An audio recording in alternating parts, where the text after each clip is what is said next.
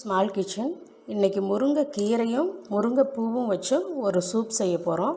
அதுக்கு தேவையான பொருள் இன்னும் என்னென்ன இது கூட ஆட் பண்ணணும் அப்படின்னு சொல்லி பார்க்கலாம்.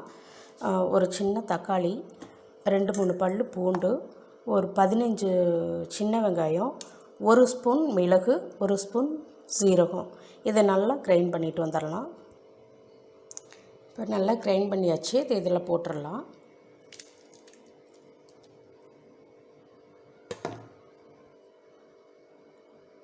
அரைச்சதை போட்டாச்சு. அது கூட ஒரு சின்ன ஸ்பூன் மஞ்சள் தூள்.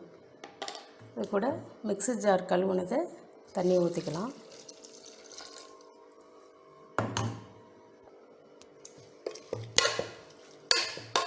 இப்போ உப்பு ஆட் பண்ணக்கூடாது. ஏன்னா எந்த கீரை சூப் செய்யும் போதும் உப்பை முன்னாடி ஆட் பண்ணாதீங்க. நல்லா வேக வச்சு எடுத்த பிறகு உப்பு ஆட் பண்ணலாம். லிட்டு போட்டு ஒரு 10 விசில் விடுங்க. இப்போ ஸ்டவ் ஆஃப் பண்ணிடலாம். 10 விசில் வந்துருச்சு. சூப் பாருங்கள் எப்படி இருக்குது பாருங்கள்.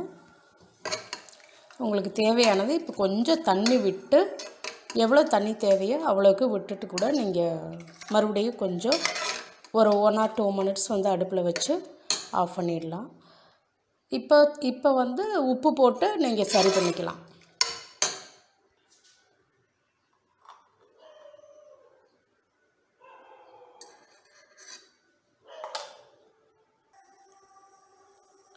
நெக்ஸ்ட்டாக 1 கப்பு தண்ணி விட்டுக்கிறேன் நான்.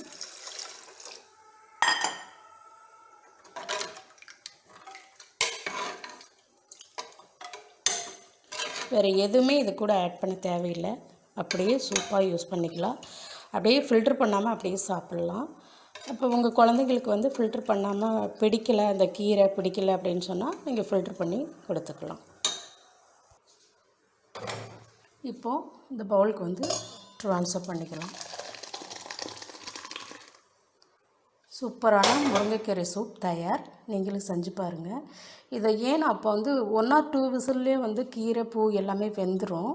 ஆனால் நான் ஏன் 10 விசில் விட்டேன் அப்படின்னு சொன்னால், இதை ஃபில்ட்ரு சில பேருக்கு இந்த பூ இதோடு பிடிக்காது. இந்த கீரை பூவோடு சாப்பிட்றதுக்கு பிடிக்காது. அதை ஃபில்ட்ரு பண்ணி சாப்பிடுவாங்க. அவங்களுக்காக தான் இந்த 10 விசில் விட்டால் நல்லாயிருக்கும் அப்படின்னு சொல்லிட்டு நான் விட்டு, இப்போ ஃபில்ட்ரு பண்ணி கூட நீங்கள் சாப்பிட்டுக்கலாம். எப்படி சாப்பிட்டாலும் நல்லா தான் இருக்கும். நாங்கள் இப்போ இது ஃபுல்லாகவே கீரை பூ இதோடவே சாப்பிட போகிறேன்.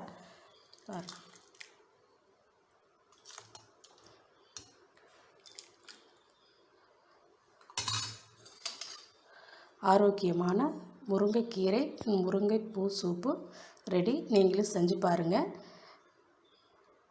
பிடிச்சிருந்தால் லைக் பண்ணுங்கள், ஷேர் பண்ணுங்கள், கமெண்ட் பண்ணுங்கள்.